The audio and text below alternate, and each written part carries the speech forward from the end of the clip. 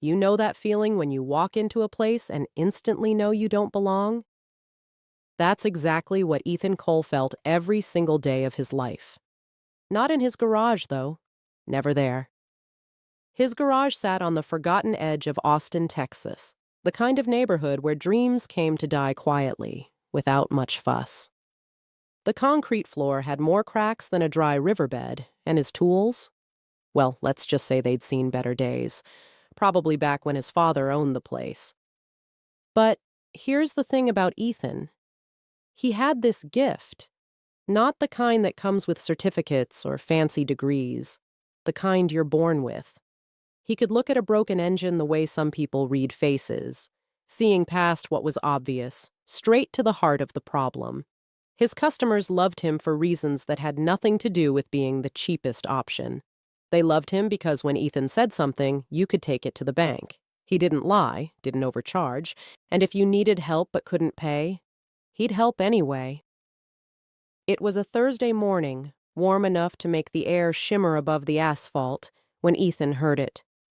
That sound, the kind of purr that doesn't belong in neighborhoods like his, smooth, expensive, almost obscenely confident. He stepped out, grease still dark under his fingernails, and there it was. A black SUV that probably cost more than his garage, his truck, and everything he'd earned in the past 5 years combined. The paint job was so perfect it looked like liquid night, reflecting the sun like some kind of mirror. For a second, Ethan thought maybe they were lost. Rich people didn't come here, not on purpose. Then the back door opened. She emerged slowly, carefully, like every movement had to be calculated first. Metal braces wrapped around her legs, catching the light. She couldn't have been more than 19, pretty in that delicate way, with brown hair that fell just past her shoulders and eyes that held more weariness than any teenager should carry.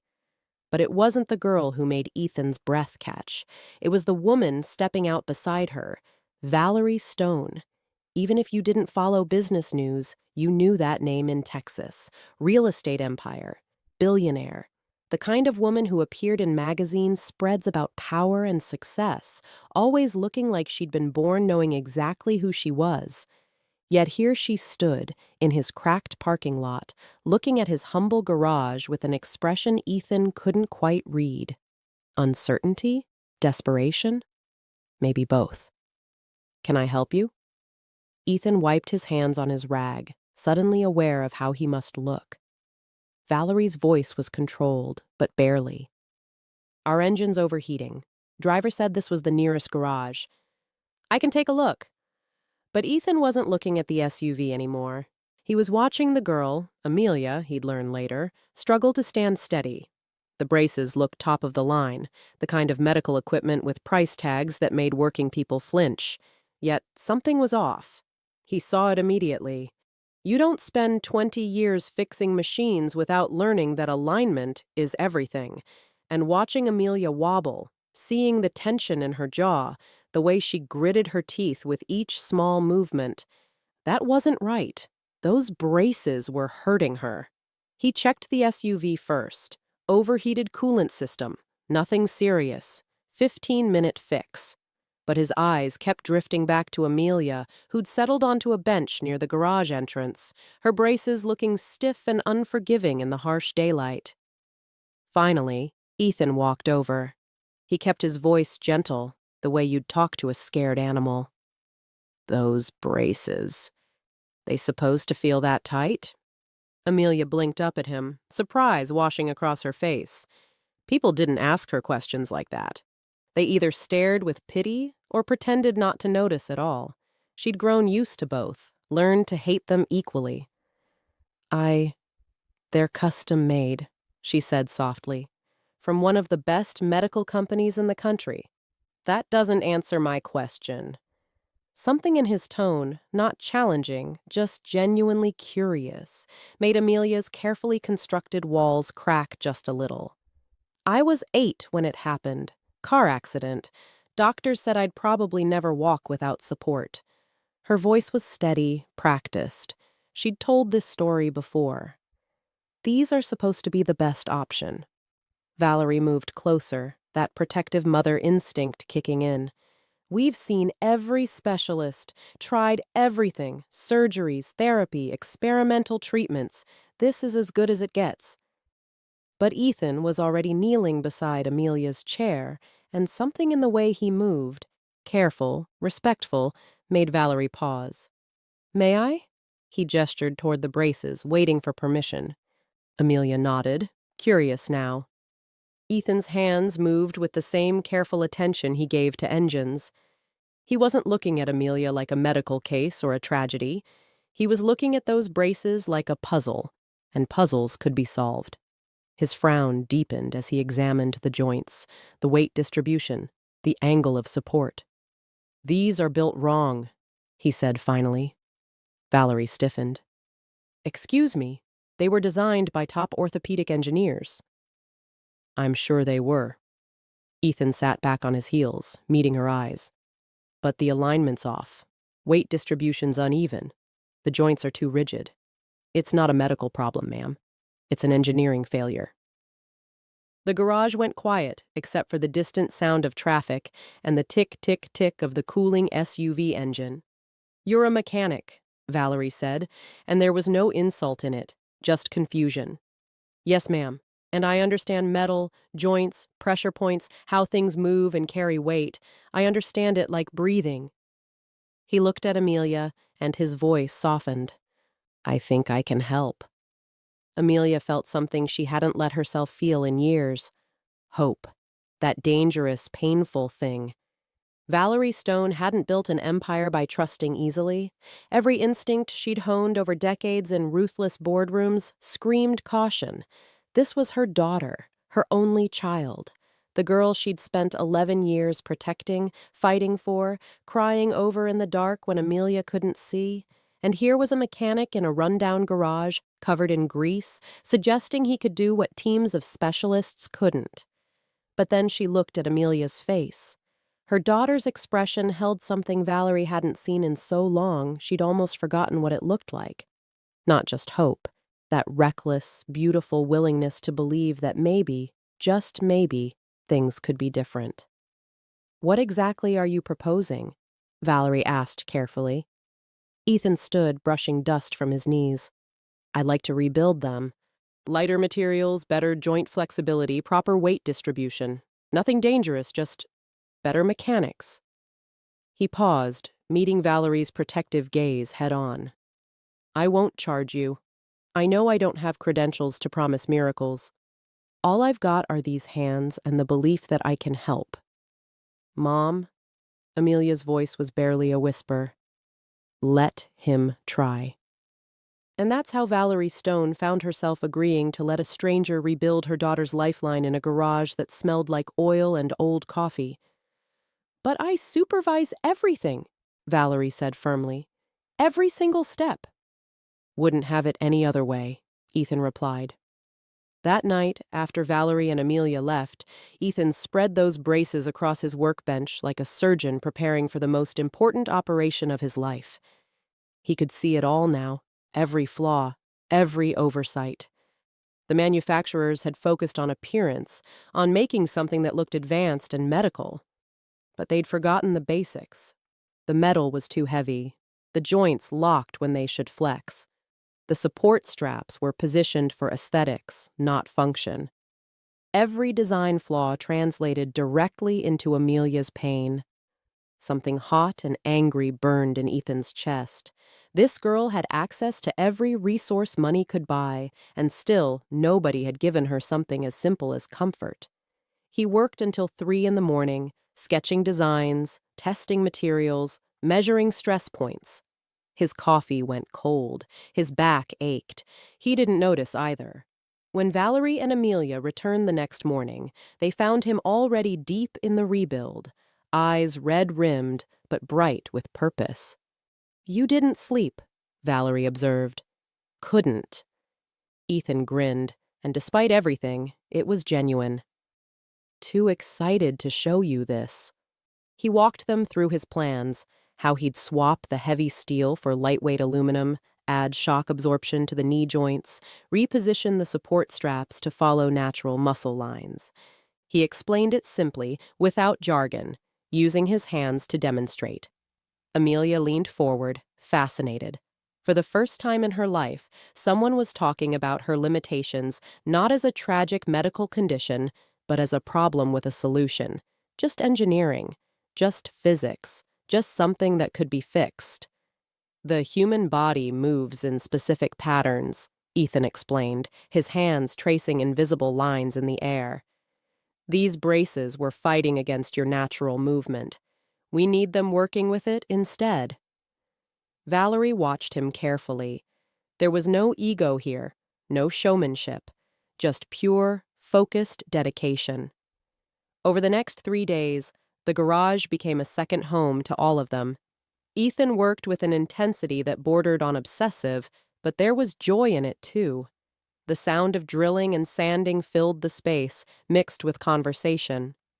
Amelia started asking questions, real questions, about torque and pressure distribution and joint mechanics. She told him stories too, in those quiet moments between adjustments.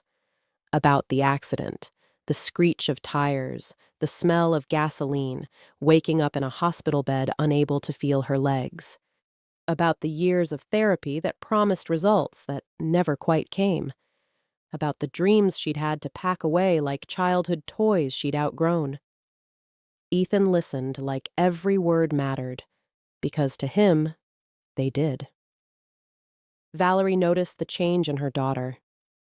Amelia smiled more in those 3 days than she had in 3 months.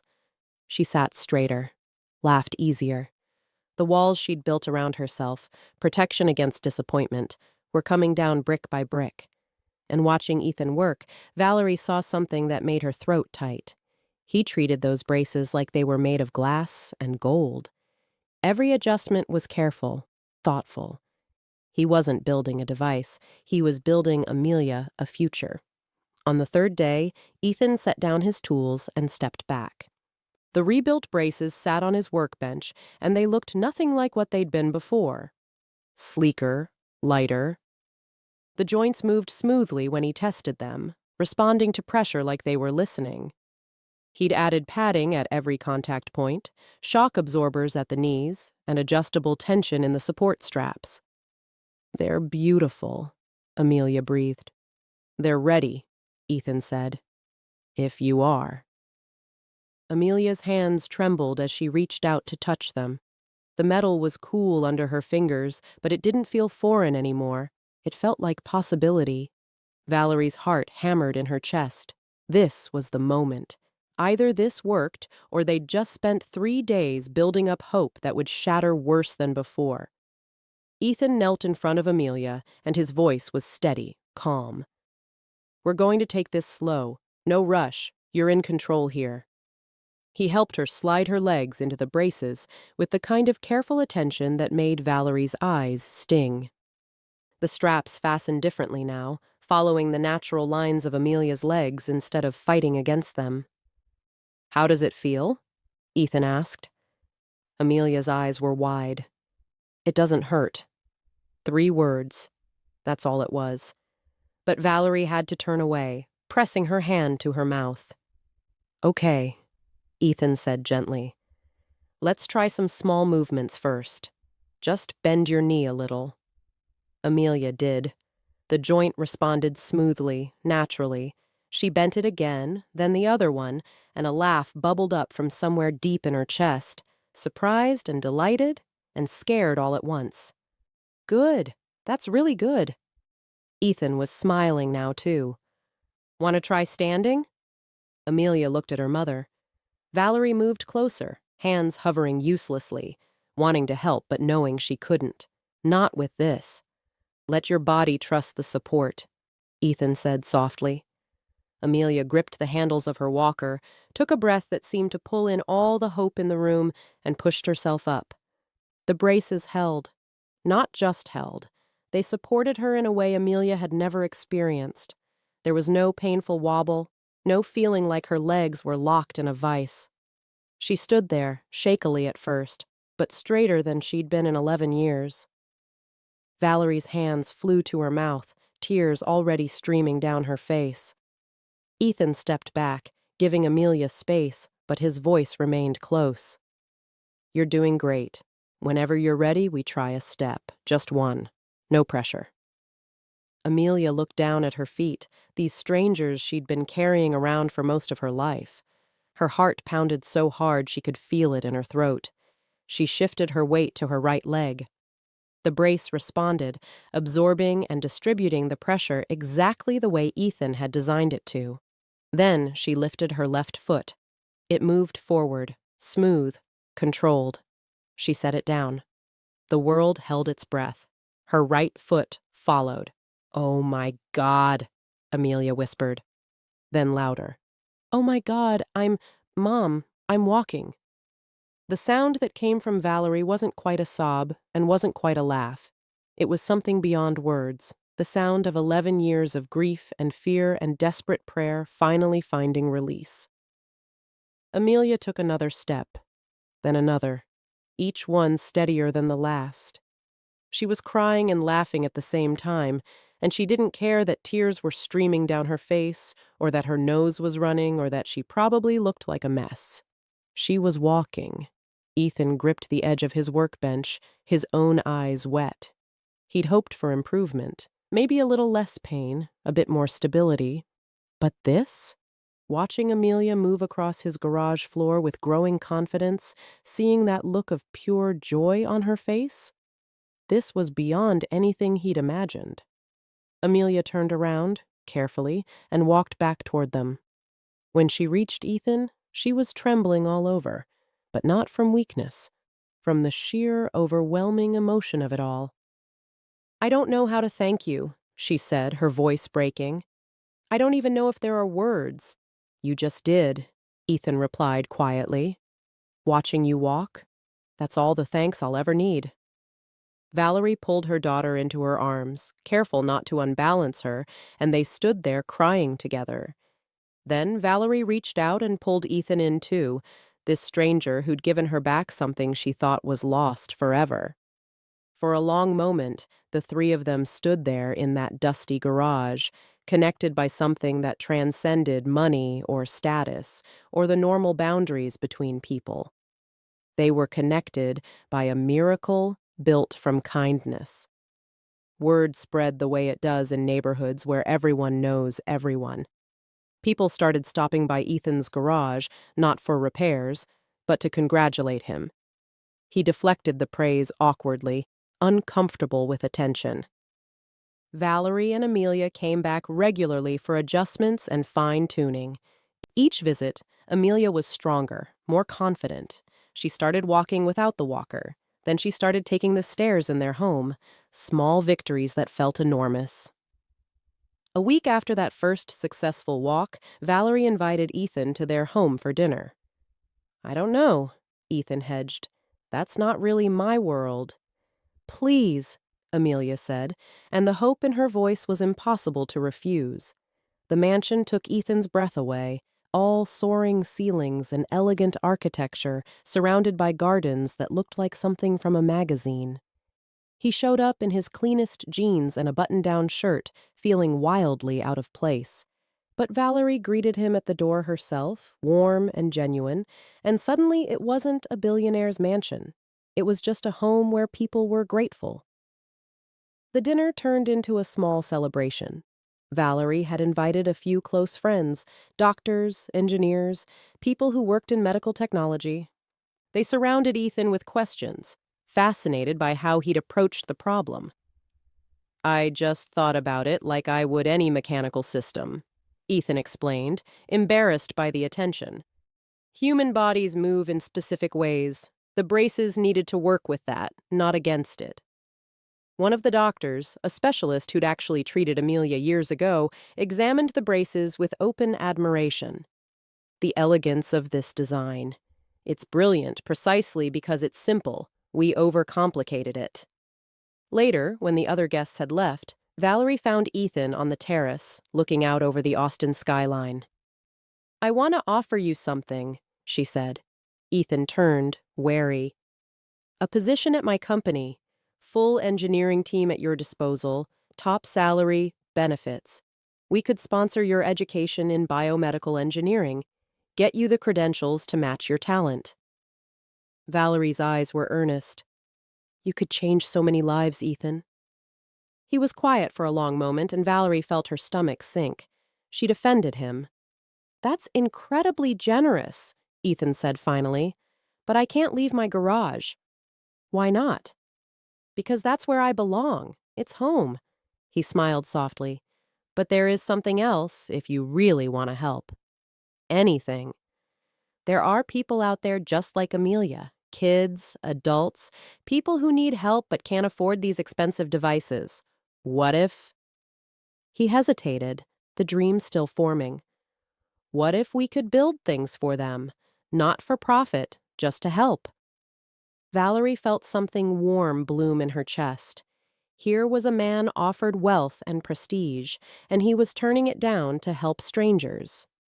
I think we can do better than that, she said. 3 months later, Cole Mobility Solutions opened in a bright, clean building on the east side of Austin. The workshop wasn't fancy, but it was filled with proper equipment, quality materials, and most importantly, heart. The sign outside read simply, "Making Hope Walk." People came from all over Texas, drawn by stories of the mechanic who'd worked miracles. Ethan treated each person exactly the same way he'd treated Amelia, with respect, patience, and the absolute belief that their problems had solutions. A 7-year-old boy with cerebral palsy got braces that let him play with his friends for the first time. An elderly veteran received a custom walker that actually fit his specific needs.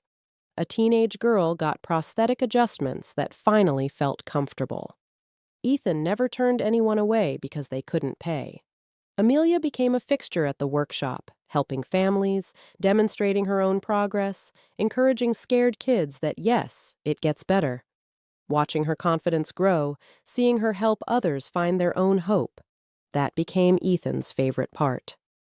She enrolled in a physical therapy program at UT Austin, determined to help others the way she'd been helped. Her mother watched with pride that made her heart feel too big for her chest. Valerie funded the operation quietly, never wanting credit, just wanting Ethan's kindness to reach as many people as possible. The three of them formed a family of sorts, bound not by blood, but by the shared experience of witnessing what compassion could build. Doctors who'd once dismissed Ethan's ideas now studied his designs. Medical journals published articles about his approach. Universities invited him to speak. He accepted some invitations, declined others, always returning to his workshop where real people needed real help. One evening, as summer painted the Texas sky in shades of orange and pink, Amelia found Ethan outside the workshop, watching the sunset.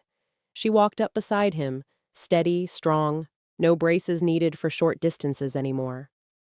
I got accepted, she said. The program? Yeah, full scholarship. She smiled, and it lit up her whole face. I'm going to help people get their lives back, like you did for me. Ethan felt his throat tighten. I'm so proud of you. I wouldn't be here without you. Literally. Amelia bumped his shoulder gently. You gave me my life back, Ethan. You did that yourself. I just fixed some engineering problems. You did more than that. Amelia's voice was soft but certain. You saw me. Not a disabled girl, not a tragedy, not a billionaire's daughter, just me. Someone who needed help. And you cared enough to try. Valerie joined them, slipping an arm around her daughter's waist, smiling at Ethan with the kind of gratitude that doesn't need words. The three of them stood there as the sun dipped below the horizon, painting the world in gold. Ethan thought about how strange life was, how a broken-down SUV had brought these people into his world, how a simple act of noticing, really seeing someone's pain, had changed everything. He was still poor by most standards, still worked with his hands, still lived in a small apartment above what used to be his father's garage. But he'd found something worth more than money. Purpose. People drove from across the state to find him now, They called him a miracle worker, a genius, a lifesaver. The labels made him uncomfortable, but he understood what they really meant. They meant thank you. They meant you saw me when others looked away. They meant you cared enough to try. And really, wasn't that what miracles were made of? Not magic or medicine or money, though those all had their place, but the simple decision to see someone's pain and say, I can help. Amelia squeezed his hand, and Valerie smiled, and somewhere in Austin, another family was hearing about the mechanic who built hope in a workshop on the east side.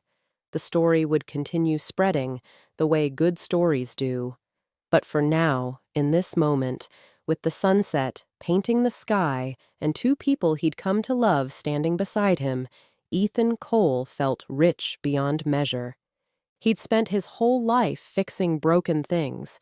He just never realized the most important thing he'd fix would be someone's belief that broken things could be whole again. Sometimes the greatest engineering isn't about metal or joints or weight distribution. Sometimes it's about building a bridge between what is and what could be. And sometimes, if you're very lucky, you get to walk across that bridge with people who started as strangers but became family. That's the real miracle. Not the walking, though that mattered, but the connection, the caring, the refusal to accept that some problems are impossible, and the courage to try anyway.